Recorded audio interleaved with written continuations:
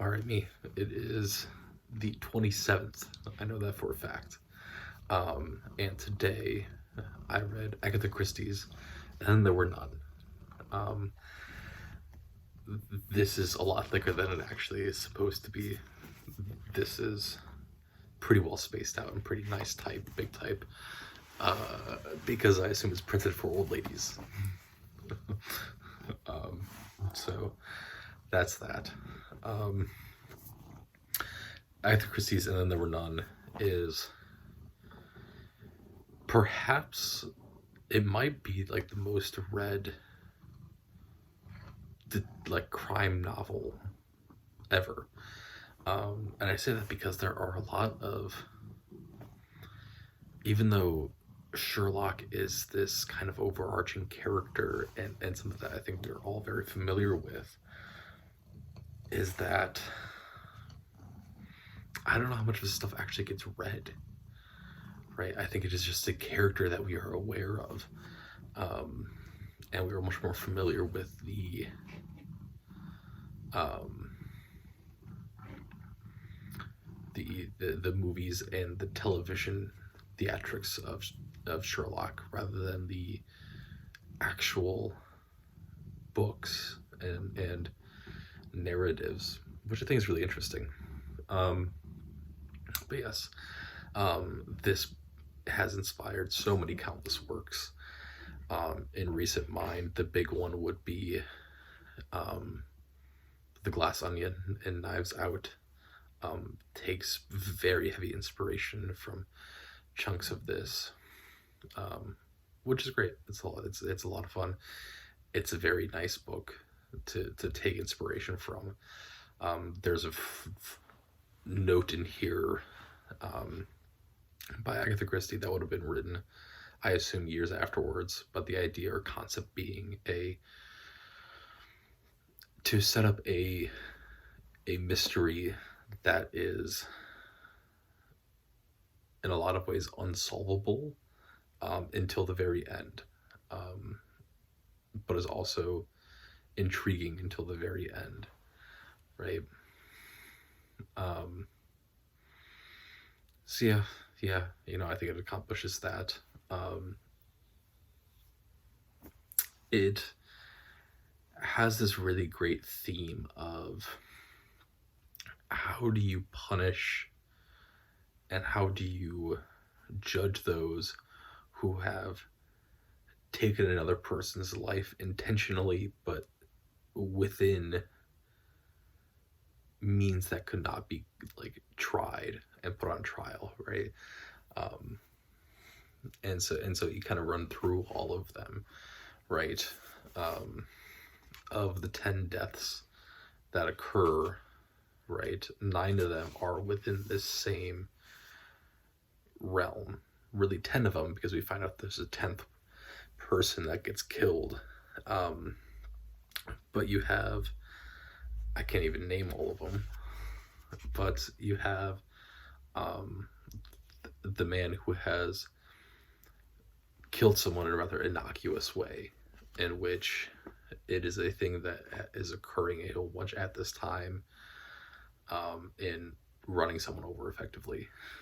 Um, you then have the woman that is involved but is believed to be have been mostly acting under the influence of her husband in killing their former master and therefore benefiting greatly and receiving a great deal of money.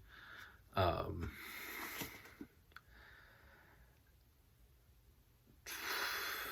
can I remember all of these characters? Um, you have the general who had ordered what ended up being his wife's affair partner in battle, and um, right, it is a death of intentional command, but during wartime, right, in which you are expecting to lose and have a lot of people killed, and how do you try someone on that without knowing that there's a specific reason as to why this specific general has chosen this specific person to lead this specific thing that is a death march. You then have the other accomplice in murdering a former master. That is not it is a death through negligence, right? It is withholding something rather than actively killing them. You then have the death of the righteous, in which she was guilty of not protecting someone, and therefore that person then taking their own life, right, in order to escape a horrible situation, right? You then have the fake out. You then have the death of the doctor who at one point had operated while drunk and killed a woman. You then have the death of Blore, the inspector, who is guilty of getting a man sentenced indefinitely to prison through perjury and false evidence, and that man then dying a year later in prison. You then have Lombard, who, while adventuring, I guess I don't think this is really ever fully covered. He was stranded with himself and like a couple other colonialists and a number of native people of Africa, presumably Ethiopia is kind of what gets inferred, I believe. So he's in the wild with a number of Ethiopians and colonialists, and they feel that they're stranded, and he and the other colonialists take all the supplies and leave, leaving 21 Ethiopians to then just die in the desert. And the second to last death technically is Vera, who had, as the caretaker for a boy, intentionally let the boy drown, because once that boy was out of the way, all inheritance money would have gone to the person that she was in love with and was going to marry. And then the final death, which we don't find out is the final death until the end, is the judge. And the judge has orchestrated this whole thing because, as he says, right, he has gone from a viewpoint of not just being the judge of the guilty, but needing to act on the guilty, right? And so this is a very interesting way, an intriguing way to go about doing this, right? If anything, this is the inspiration for Saw, right? Of where you have devised this elaborate trap to torture and take the lives of people that were not found guilty in the eyes of the law in a way, but do have guilt or a great hand in causing the death of people. And so the judge writes all this and then creates this a very elaborate contraption so that he will be shot in the head like he was supposed to have been 2 nights ago. And then everything will look like it was done impossibly, right? Very intriguing, very, very interesting. It's also very interesting that there's this concept of, as the judge ends up putting it, that like he is attempting to kill them in the order of which he feels that they are most least to most deserving to die, right?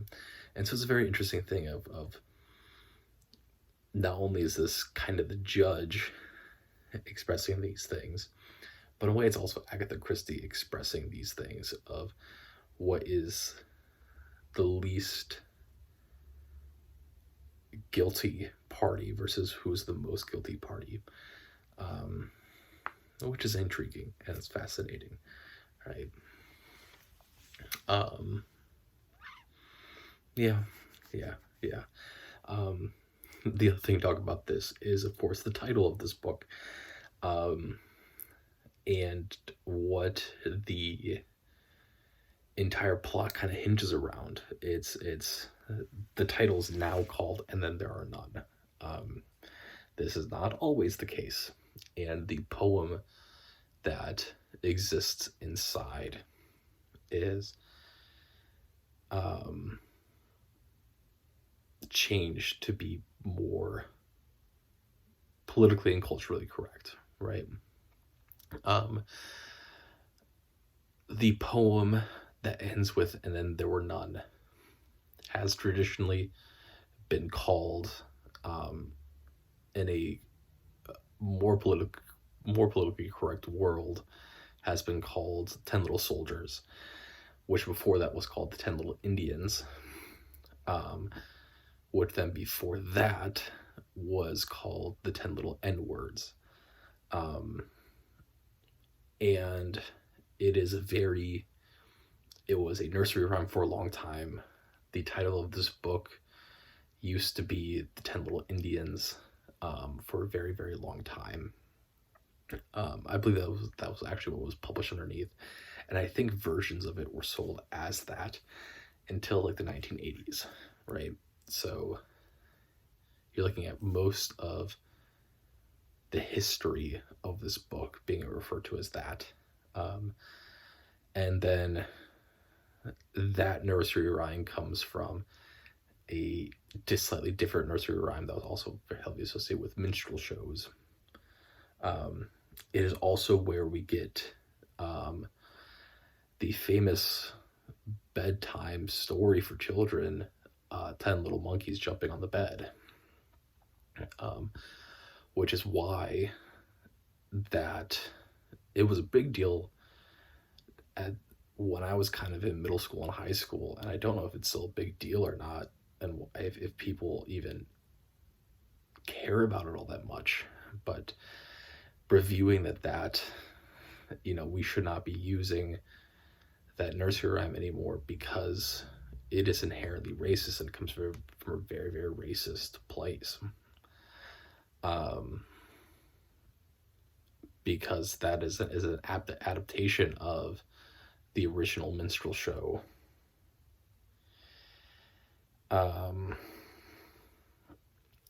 So yeah.